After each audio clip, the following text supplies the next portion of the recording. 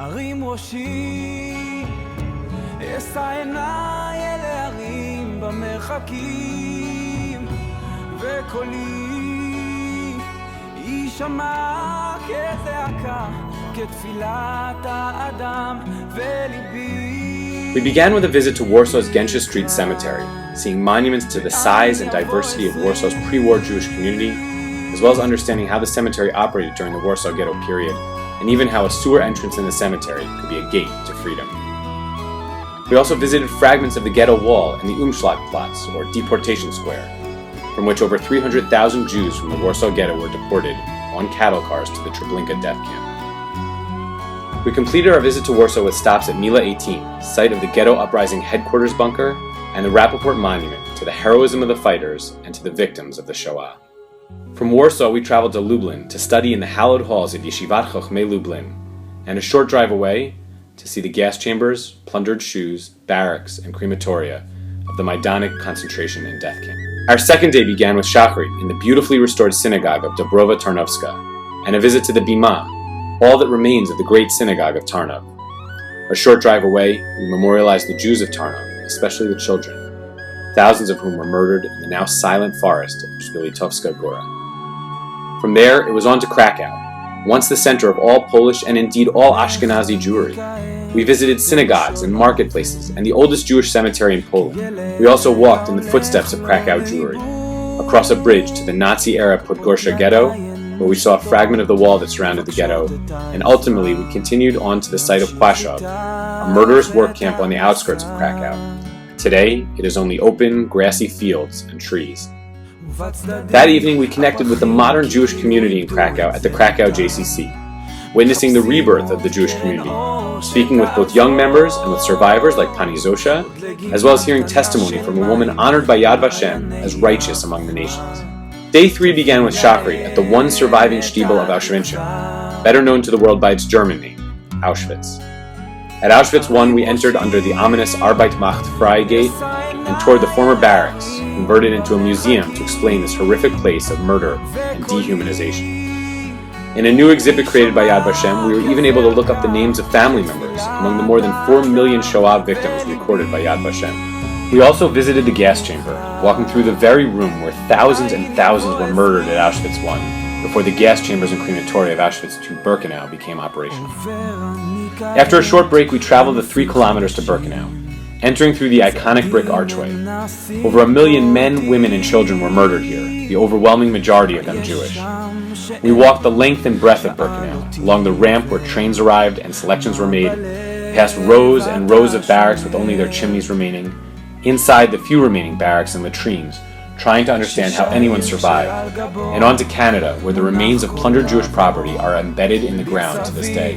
In the sauna, we saw where those fortunate enough to be selected for work were transformed from individuals into prisoners, from human beings into tattooed numbers.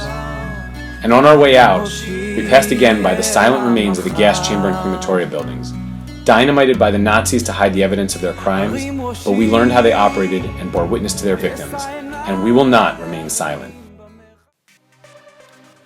The experience in Israel always begins in the early morning hours of the Friday after their week in Poland, as they land in Israel and drive to Jerusalem to watch the city wake up and then begin to prepare for Shabbat. Beginning with short introductions in classrooms on campus, the students are quickly out in the field with their educators, studying Jewish history and the history of the land of Israel and the places where it happened. Whether on a tell, where layer upon layer of history has accumulated over time, or in the trenches of the 1973 Yom Kippur War, or at the Knesset meeting with modern-day politicians, the history of the Jewish people and of the land is the tie that binds the program together and the tie that connects them as Jews to their history and to the land. Beyond simply studying history, though, the students also learn the land by walking it, hiking near and far across Israel, meeting many of its citizens along the way, and immersing themselves in Israeli culture through concerts, sporting events, understanding the role of the IDF, and sharing holiday celebrations with everyday Israelis. We create a kehillah within a kehillah, enjoying Shabbatot together, tefillah every morning, and celebrating special events and holidays. Towards the middle of the LVN Experience, the students spend time in the Negev and in Eilat, continuing to hike, learning about Israeli technological advancements, including in the area of farming, and taking a break from the course in the past to enjoy themselves in Israel's fun and engaging present. By careful design, our students meet with a cross-section of Israelis to better understand Israeli society today and where the country is headed in the years to come. Whether a now octogenarian veteran of Israel's War of Independence, or representatives of Israel's Haredi sector, or Israel's leading Ethiopian rabbi, or Israeli Arab teenagers, we seek to connect our students to the many voices that make up Israel. 1 week is dedicated to a variety of options. Students can gain a deeper experience in archaeology, or a survival trek through the desert, or yeshiva study, or spend the week volunteering with disadvantaged communities in Israel. When the students gather together at the end of their options week, it's always a competition for whose week was the best, and everyone thinks it was theirs.